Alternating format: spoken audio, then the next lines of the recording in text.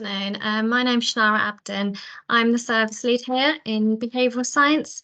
So today we're going to talk about the Health Literacy Toolkit.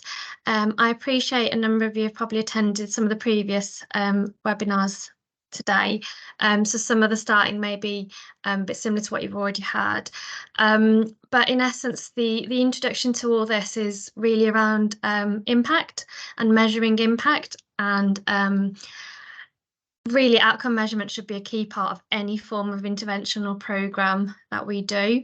And measuring the impact of what we do just helps us demonstrate that what we are actually doing is making a difference, and that's whether we do an intervention or a programme or anything where we're working with citizens across the city. They help us demonstrate that an intervention is having an impact in a measurable way. And it's really important to use standardised tools.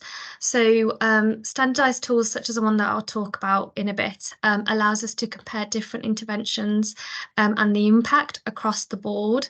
So what this means is that we can combine these standard measures with standard questions, which helps understand if, people's different interventions are more effective for different groups. So we can combine them with information on the cost of an intervention and the number of users in order to measure cost effectiveness, for example. Without a clear impact and outcome measurement, it's really difficult to support funding for interventions or to justify that the approach used should carry on or should be scaled up. So across Birmingham, within our public health department, we've come across public health measurement Toolbox. So what we've developed is a standardised approach for impact and outcome measures for interventions that are trying to improve the health and wellbeing across the city. So the Toolbox supports organisations and community groups when they're developing projects to build appropriate measures into their service design. So it provides clarity and transparency on how to clearly assess and measure interventions based on their focus. And this is really important, especially to demonstrate for funding, for example, funding applications or bids of how impact can be demonstrated across the programme or the intervention. It allows for accurate and meaningful comparisons between different programmes and interventions to help inform decision making. So the tool that we're going to talk about today is the Health Literacy Toolbox. This content covers all the toolbox, so we're not going to go through all the measurements in this webinar. Each toolkit has its own webinar. So physical activity, smoking, mental wellbeing. The one that we're going to talk about today is health literacy. So we will talk about what health literacy is, how it links to the local and national context, talk about the tool, which Lauren has kindly posted into the chat. So please have a look at that, and I'll go and talk about how we can use that tool. So before we talk about the tool itself, I just want to talk about health literacy and what it is. So health literacy, in essence, is about people having enough knowledge, understanding and skills to use health information. And this allows them to be active partners in their care and to navigate across health and social care systems. So what this does is, in order for someone to have that access and apply health information, people do need to be what we call health literate. So supporting people to improve their health literacy so they can be more in control of their own health and be actively engaged with services and professionals. And it's really, really vital that individuals are able to understand the information that's provided to them. So having low health literacy interacts with having a limited English proficiency, LEP as an acronym, which refers to someone whose primary language is not English, so or someone who has difficulty communicating effectively in English. So what this means is it can have significant impact in having a communication or conversation or understanding what someone's saying in English as a result, using this information as part of their decision making. So for us, it's really important to improve the level of health literacy amongst communities, and this can lead to behaviour change. So if someone's able to understand the information that's in front of them, hopefully they will be able to change their behaviour. And commonly it's used with alcohol, physical activity and smoking. So nationally, in England, 43% of our adults do not have adequate literacy skills to routinely understand health information.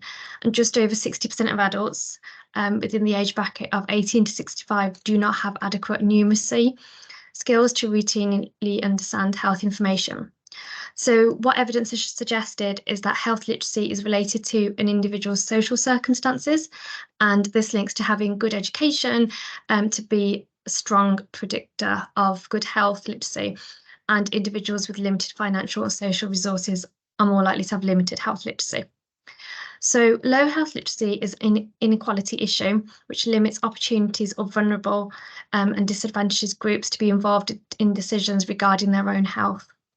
So in Birmingham, we actually have over 56% of our residents between the ages of 16 to 64 are estimated to be below the threshold of low health literacy. So according to the 2021 census, our population, this means that over 641,000 of our residents do not have adequate skills to understand health information. So this means they will be struggling to know how to use and act on any information given to them. So as part of health literacy, the inclusion health groups that we tend to target are adults who live in Birmingham, who are registered with a Birmingham GP and have examples of, for example, lived experience of criminal justice system, have migrated to the UK, are from the Gypsy, Roma and Traveller community, women, or identify themselves as women, and don't speak English as a first language. So you may be wondering what the benefits of health literacy. So there are a number of benefits and why we should focus on health literacy. One of them being it can increase health knowledge and it builds resilience for the individual themselves. As a result of that, encourages positive lifestyle changes and empowers the community to effectively manage health conditions. That could be whether they have medical conditions already or just general health and well-being across their lifetime. So this allows a community to access the right services at the right time, navigate across health services. That includes adult social care as well. If individuals are able to improve their health literacy, they can attend appointments on time, they can engage with any professionals around their disease prevention, they can understand when they need help and actually feel confident in accessing that help in a timely rather than letting it cascade and go on, communicate better with health professionals and general well-being, health and well-being around unhealthy behaviours such as alcohol, unhealthy eating and smoking. It also, as part of medical adherence, it does allow them to better understand prescriptions, for example, or a medication box on how to take medicine correctly.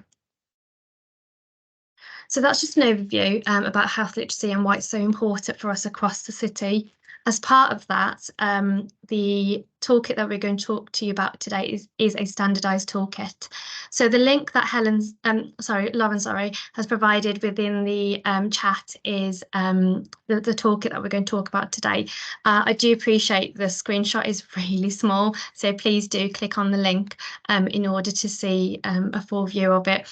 But this is the toolkit. It's a standardised question and it has been used across different communities, especially in London, in Tower Hamlets.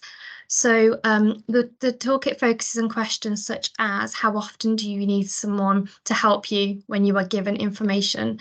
For example, you've got, do you need help to complete official documents? You've also got, when you talk to a doctor or nurses, do you ask the question you need to ask? So it's a 13-item question. So please do look at the link and I'll just move to the next page. So what this toolkit measures, it helps identify gaps in understanding health information across communities and individuals themselves. So how well people can communicate with healthcare professionals. It provides an understanding of an individual's ability to make decisions about their own health and how health literacy influences lifestyle choices, adherence to medication, and engagement in preventative care. What this also allows professionals to do is to tailor information. So it allows us to change the way we communicate with individuals, for example.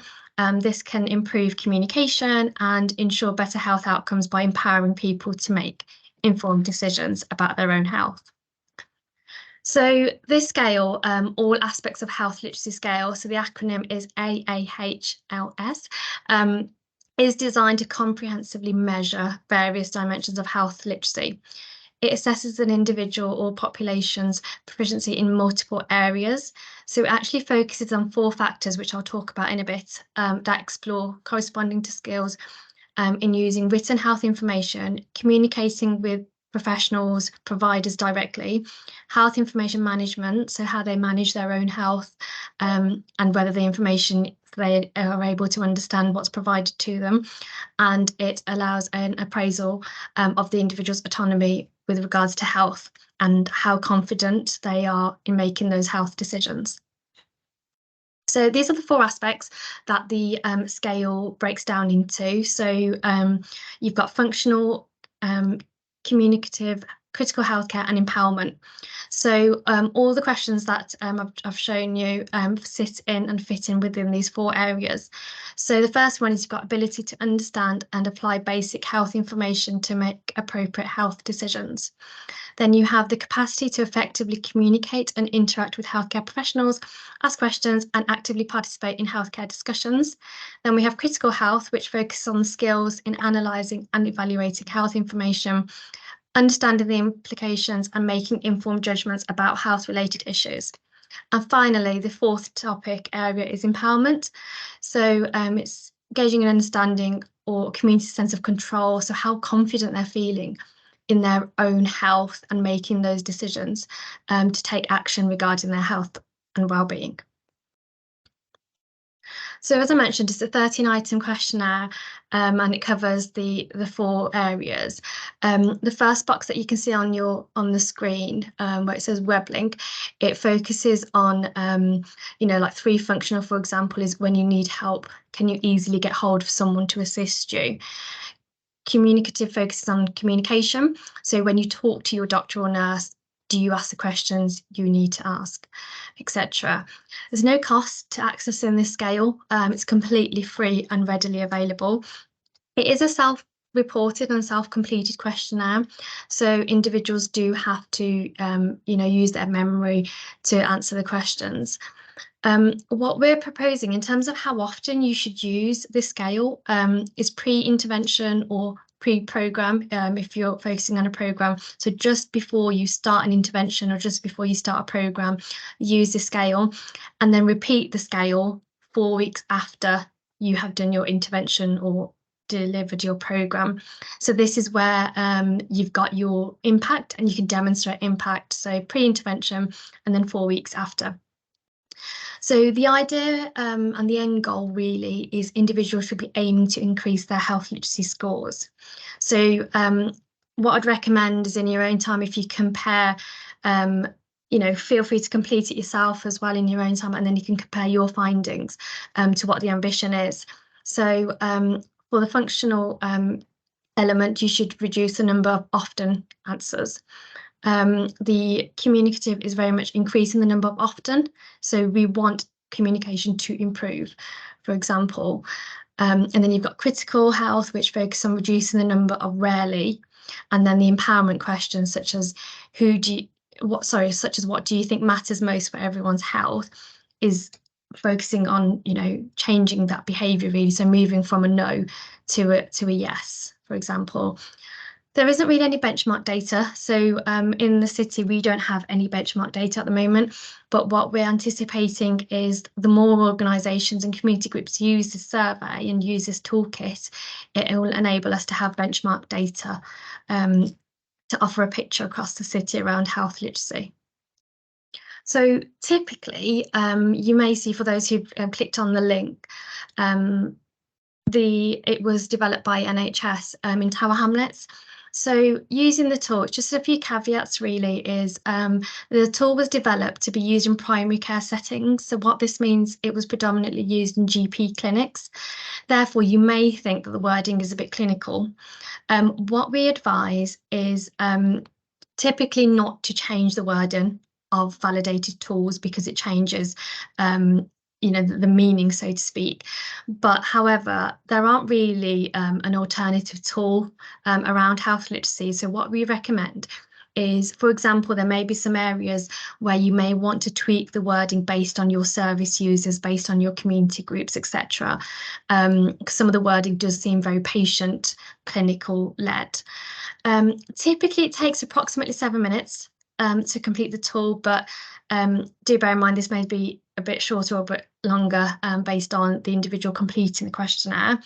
The tool is delivered in English. However, you may want to translate this in other languages.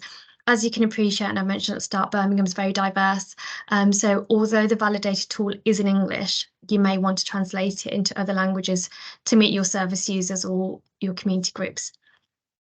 In terms of using the tool from a practical perspective, we recommend to find a very quiet area to use the tool. So some of the questions that are within the toolkit are very kind of personal, and you need to make sure that it's all kept confidential as well.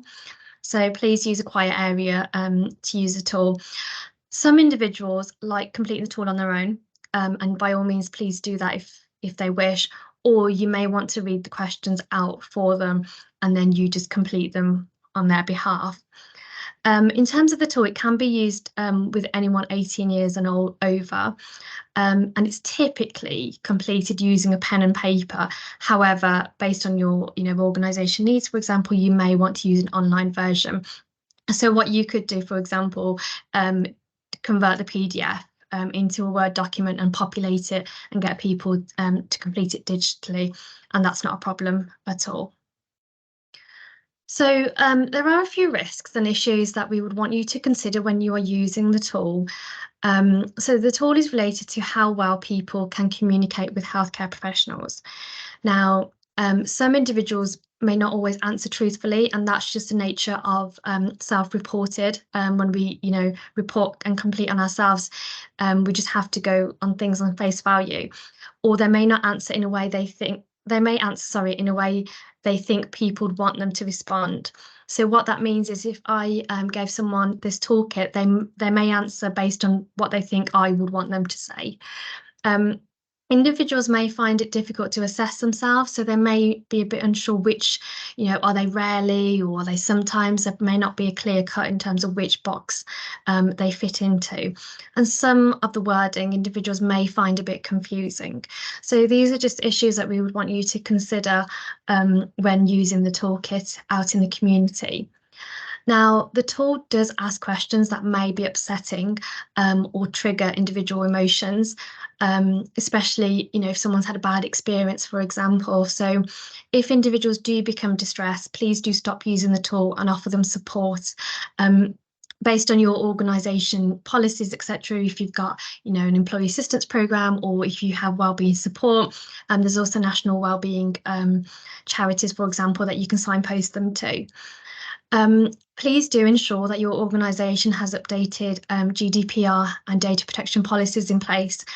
As you can appreciate, you will probably gather a lot of information, and we don't want that to go out into the public. So do ensure and adhere to your company and organisation's policies, similar to safeguarding as well. So ensure your safeguarding policies are up to date. And then the main bit really is we would need to ensure all employees across your organisation or community groups are trained on using the toolkit and what to do in situations where individuals become distressed. So what we typically advise is use the toolkit, as I said, try and have a go yourself, answer the question just based on your experience, and just from your experience, see, will there be any barriers that your community group or your service users may face, for example, and what you can do to mitigate that. It's not a one size fits all, so something that may work with one organisation to deliver the toolkit may not be the same for another organisation. So in terms of impact of the data and what you collect, as I said, this is the way that individuals should be aiming to increase their health literacy scores.